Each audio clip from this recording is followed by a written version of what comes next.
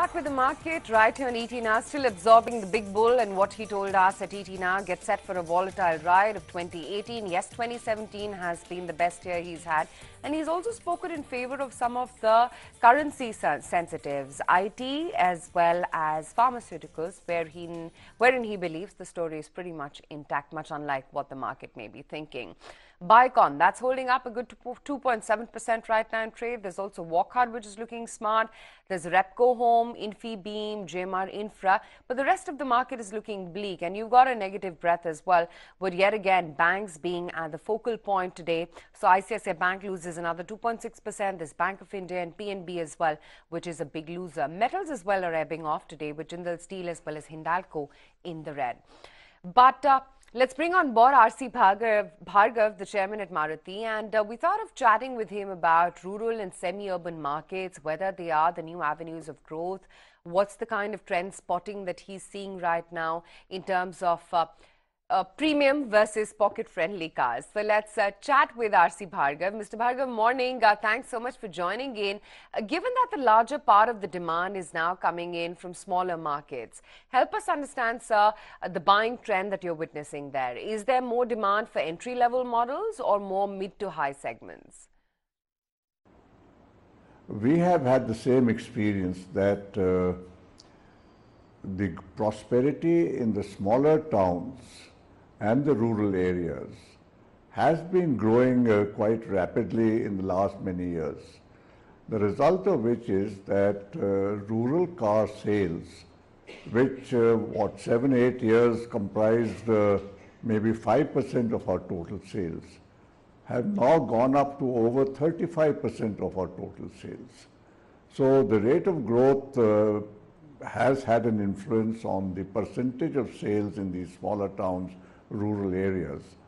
And I think it's just a reflection of the way the economy is growing and how prosperity is now going down from the bigger towns to the smaller towns.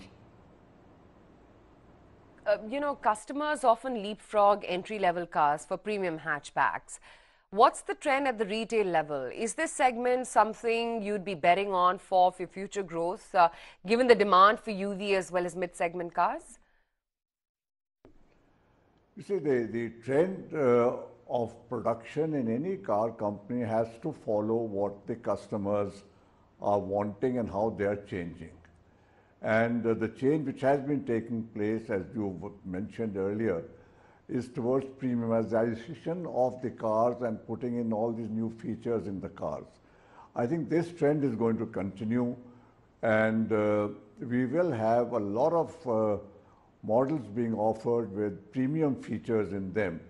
But at the same time, the market for entry-level cars is not going to go away. I think that's going to remain an important market for a long, long time.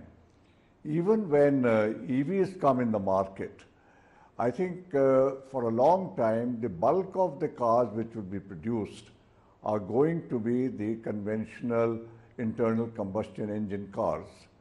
And because the market is growing, you know, each year the car market grows by 8 to 10%, which means that in fact the numbers of ICE cars which are produced is not going to decline, it's going to keep increasing.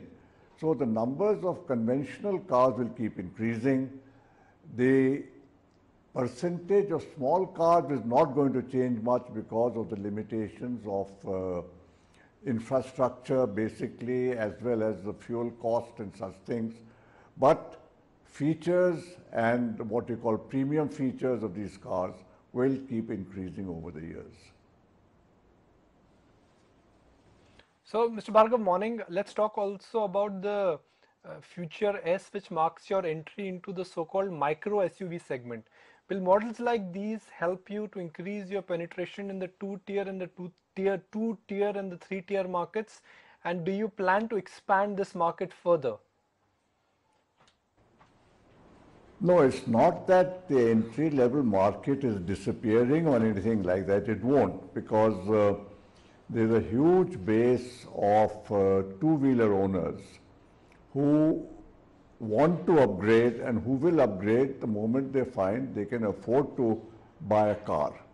But at the same time, because as I said, prosperity is increasing in the country, with increasing prosperity and increasing awareness, especially amongst the younger generation, of all that technology enables people to do today, these younger generation particularly are very keen to see that their cars are loaded with as many technological gadgets and features as is possible. And that is the reason why the features which were available in the real premium cars a few years ago, you find those features now coming down to smaller cars. And I think that's a reflection again of way life is changing in the world and in India. Mr. Bhargav, New Swift has received about 60,000 bookings, which roughly translates into a waiting period of about 3 months. By when can we see the bookings cross the 1 lakh milestone? And also, what is the update on the waiting period for other models like Brezza, Baleno, Desire? No, there is a waiting period of all cars which I think exceeds 150,000 cars are in the waiting list.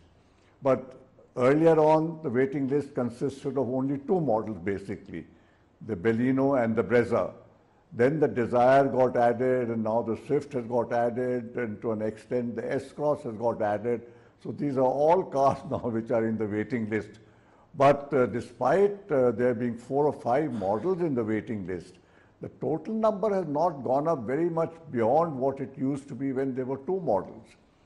The number of waiting customers and for each model of these older models, the Brezza and the Swift have declined.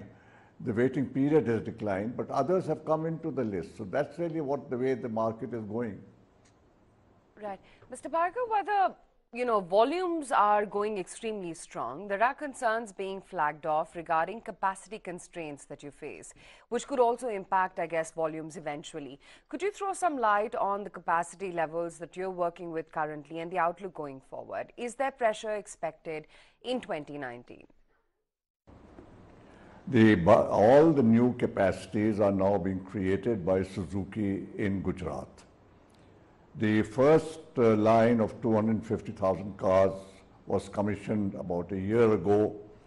It's more or less reached a full production level, and during next year, of course, it'll be working at full capacity, 250,000, or maybe they'll do a little bit better than 250,000.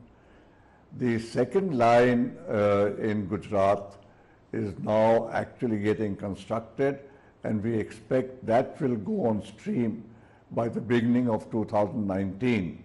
Work on the third line also, I think, is just about started or is about to start, and we expect that to come along in 2020, in the earlier part of 2020.